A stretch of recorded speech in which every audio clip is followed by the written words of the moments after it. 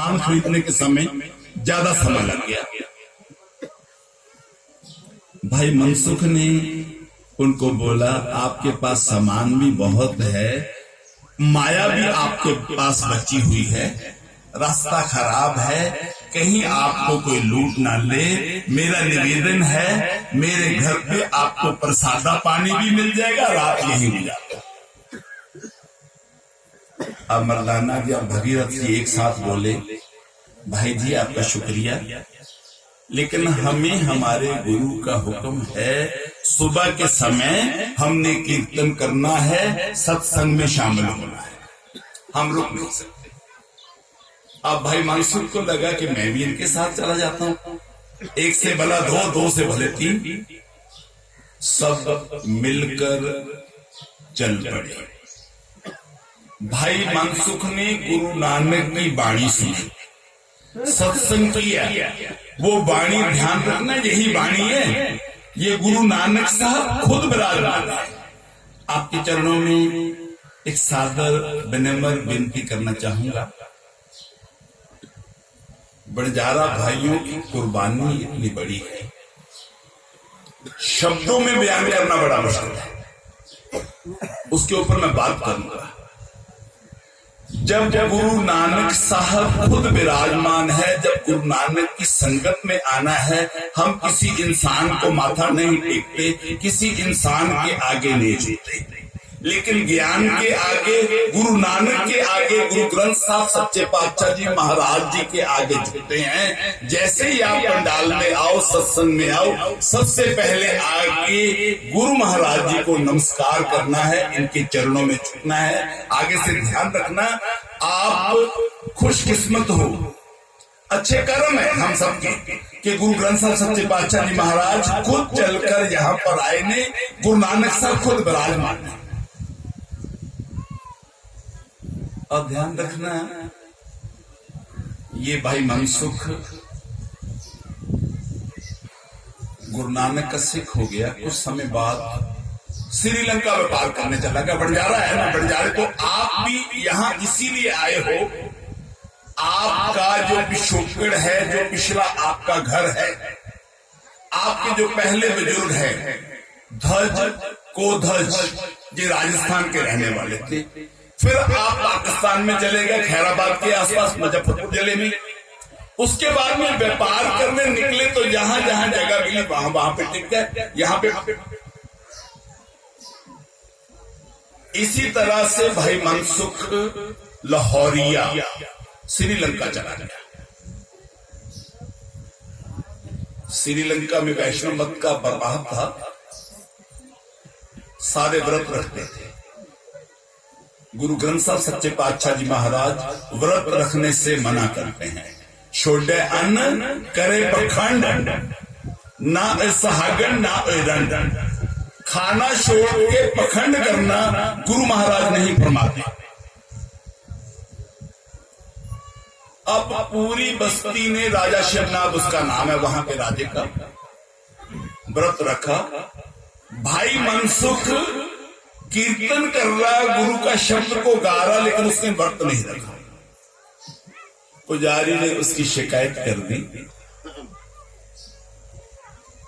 ये व्यक्ति बाहर से आया है, यहां पे व्यापार कर रहा, अमीर भी बहुत बन गया, लेकिन इसने हमारी मर्यादा को तोड़ा है, इसने व्रत नहीं रखा।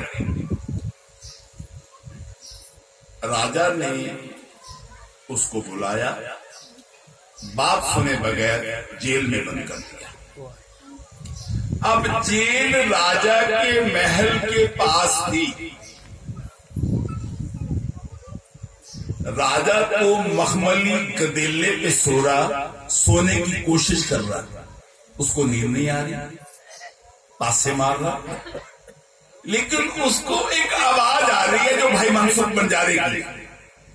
वो कीर्तन कर रहा, वो गुरु नानक के गीत गा रहा, वो गुरु नानक के बोल उच्चारण कर रहा है। राजे को सारी रात नींद नहीं आई मखमली गदेले पे, और भाई मनसुख सारी रात गुरु नानक के चरणों में जुड़ा रहा, उसके गीत गाता रहा, रब्बी बोल गाता रहा। सुबह फिर राजा ने बुला लिया, भाई मैं तो मखमली बिस्तरे पे नहीं सो पाया, आप जेल के अंदर खुश थे। बहुत बड़ा सवाल है, किसी बंदे को जेल में बंद कर दिया जाए वो खुश हो। अब जब ये सवाल उठा, उसने बताया मैं जेल में अकेला नहीं था, मैं तो गुरु की चरणों में जुड़ा हुआ था। अच्छा, आपका गुरु कौन है?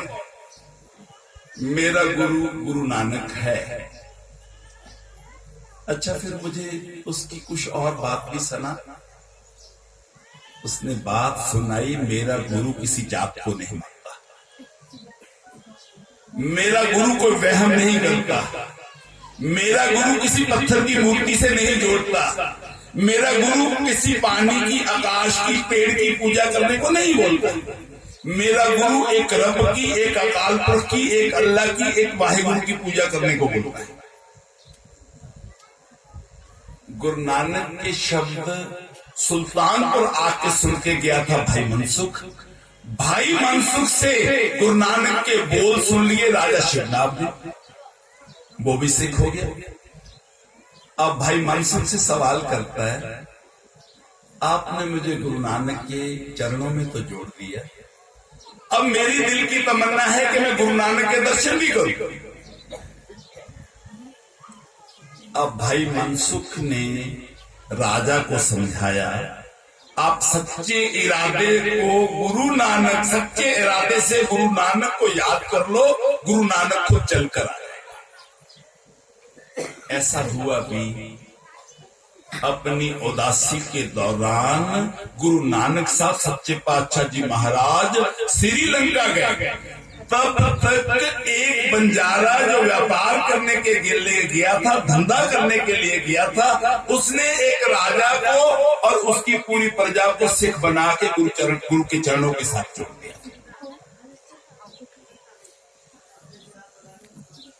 ध्यान रखना, गुरु हरगोबिंद साहब सच्चे पातशाह जी महाराज ग्वालियर के किले में बंद हुए थे। दरोगा हरिदास जो ग्वालियर किले के अंदर जेल थी, उसका इंचार्ज था।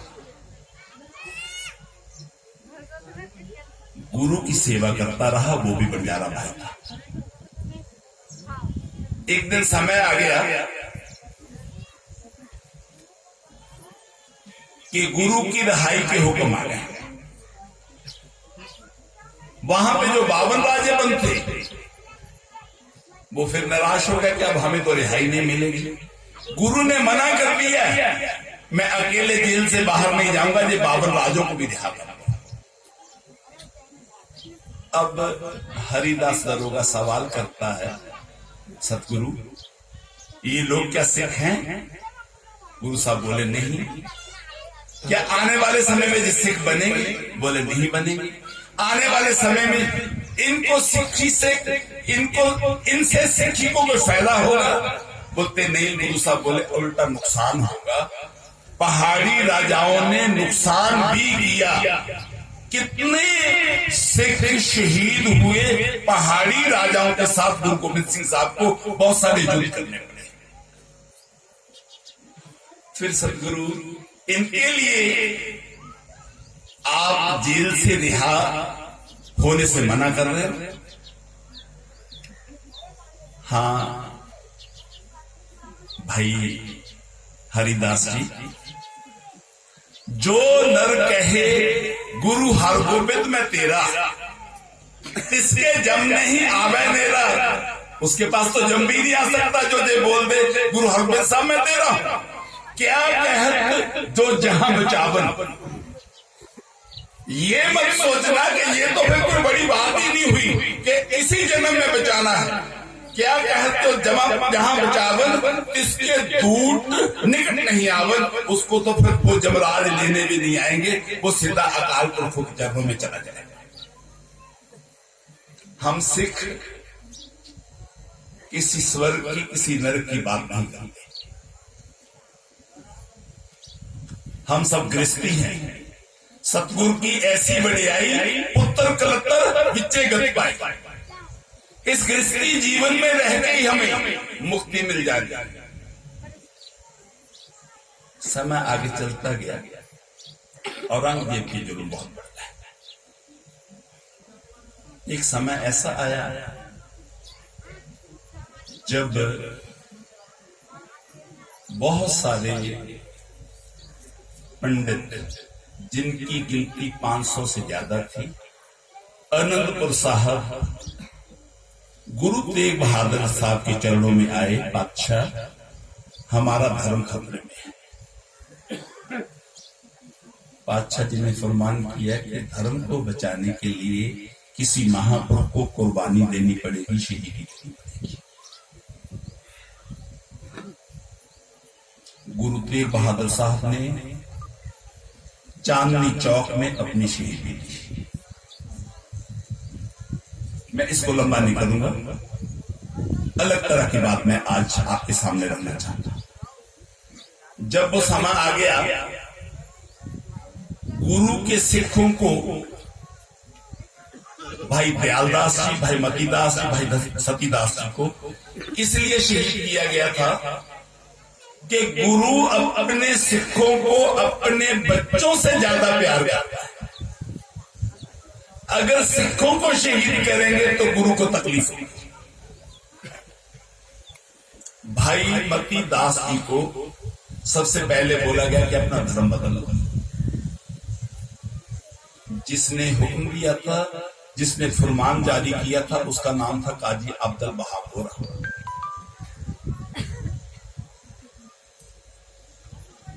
भाई मतीदास जी ने मना कर दिया। अब उसके लिए शहीदी का तरीका क्या रखा गया? लकड़ी के फट्टे ले आके उसमें उसको बांध दिया गया, सर पे रख के आरे से चीर कर 2 फाड़ कर। ध्यान रखना, उनका इरादा भाई मतीदास जी को शहीद करने का नहीं था। उनका इरादा था कि इसके शीश पर जब आरा चलेगा, सर को काटना बड़ा मुश्किल है, हड्डी बड़ी सख्त होती है, इसको तकलीफ होगी, ये मुसलमान बनने के लिए मान जाएगा तो हम इसको छोड़ देंगे। अब उनको तो आरा चलाने की जल्दी नहीं है, उन्होंने आरा आस्ता आस्ता चलाया। लेकिन गुरु का सिख जिसने जपजी साहब की वाणी का पाठ करना शुरू किया, पाठ करते करते 15 मिनट से ज्यादा समय लग जाता जपजी साहब का पाठ।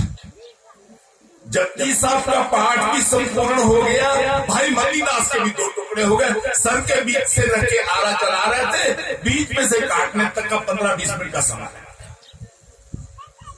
काजी अब्दुल वहाब बोरा हार गया।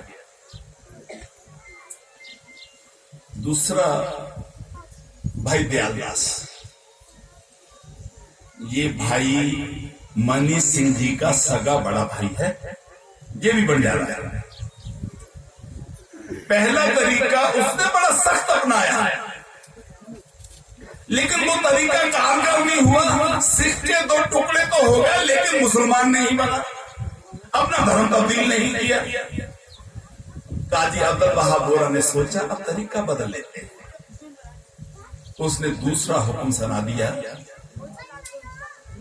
कि ठंडे पानी की देग के अंदर इसको बैठा दो, देग के नीचे आग लगा दो, आग जला दो।